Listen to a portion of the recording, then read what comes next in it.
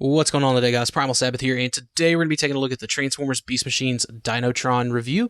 This is a repaint of Beast Wars Neo Hardhead, and what's interesting about it is it has a lot of the same deco as the Beast Wars Grimlock did, which I think is pretty interesting, all things considered. Me personally, I like that kind of stuff. I would wager, I don't have Beast Wars Grimlock in a place where I can go get them real quick, but I would wager that this is all, the same deco pattern. But he's got the same kind of like hard head gimmick where you can open the jaw and, slap his head closed. So it's got the play feature, which, if that's your thing, that's your thing. It's not really my thing. But I do think it's cool that they do kind of have that in there. As far as paint goes, they did paint the inside of his mouth black. Or what they did was they painted the bottom jaw green, but it matches. Like, I'm pretty, because that looks like a sprue mark. So I'm sure they just painted the inside black, with the teeth and all that. So pretty cool. This entire head assembly piece is different than from Beast Wars Dinobot, as are the legs, and I believe the chest piece is as well, which is something we'll take a look at whenever we get to it. So, similar to like Thrustor, like there were a lot of different molded pieces on Thrustor. And I think there's a lot of this similar deco stuff, like with the exception of like some of this in the legs. That's different, but other than that, Grimlock deco on a green and black and yellow hardhead. So anyways, let's go ahead and get this guy into robot mode, and we'll continue on from there. Alright, so here we have Dinotron in his robot mode, and just real quick, as you can see, completely different chest. There's no kind of like rigid grill structure in there, but it's more kind of like mechanical and flat. I don't know if they did that with hardhead or not. I guess that's one thing we'll just kind of take a look at whenever we do get to it. But interesting nonetheless that's just a piece they decided to remold. And I don't think the legs necessarily need it, despite these lower legs being new pieces.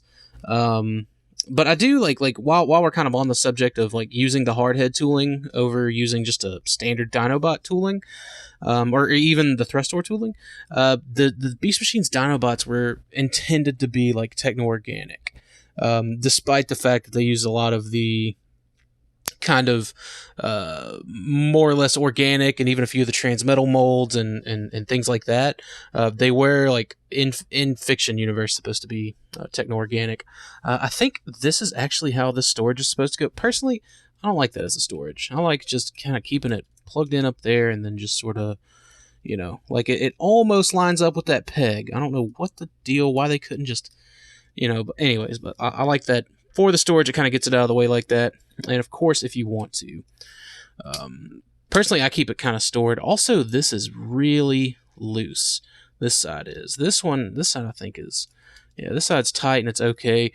Fortunately, opening this chest up is only like 3 screws, so it's going to be easy to get in there and tighten it up if I need to. But also, you can kind of interlock these dino arms back here to sort of get it there. I guess it's a fortunate thing that this mold has the smooth shoulders and not the ratchety ones. At least I don't think they're the ratchety ones. If they are worn down. I can kind of feel a little give, but oh, and there goes that. So I don't think it's mold degradation as to why that happened, but it could just be because I was being a little rough with it. So who knows?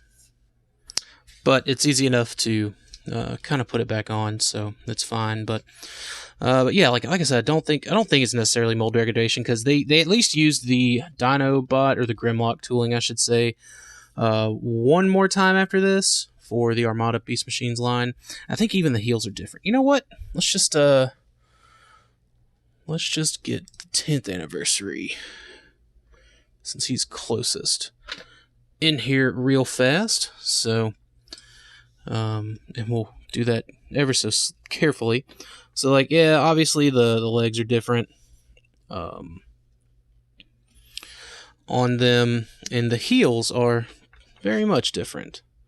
So it's a strange thing to retool, being the heels and the chest and the head and all that other stuff. So anyways, just a quick, I guess, comparison to kind of talk about. Like, I always, I never really, I guess, looked at the heels, so I always thought it was just a new head and some new lower legs. But anyways, as far as weapons goes, it's your classic Dinobot mold weapon choices. So get his little fencing sword here, and the tail shield, or I think they actually maybe did call it a spinny blade of death doom thing weapon, but I'm not too sure.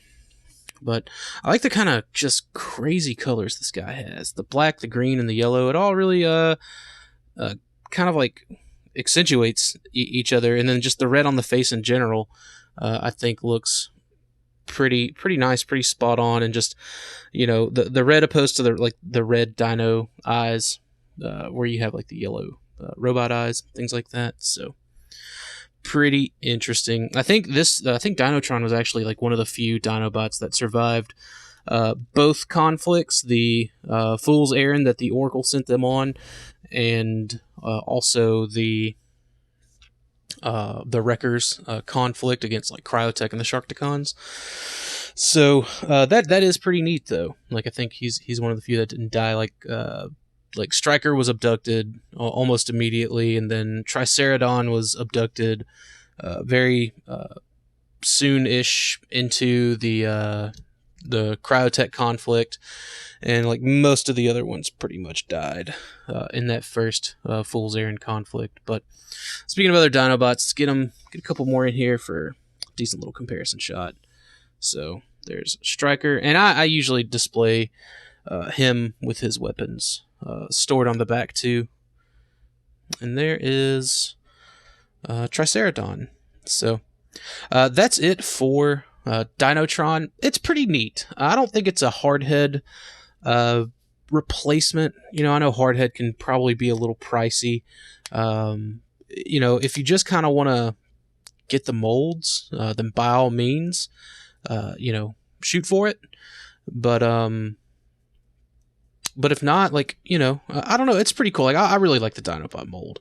Just the stalky kind of, features that it has. It's just a tough kind of bruiser looking robot. And I think all the different, the various like retools and repaints really work for it, in my opinion. But anyways, that's it. So if you guys have any questions or comments, leave them in the comment box. Don't forget to check out Stasis Lock every Wednesday night at 7 p.m. Eastern Standard Time on this channel, and I will see you guys in the next review.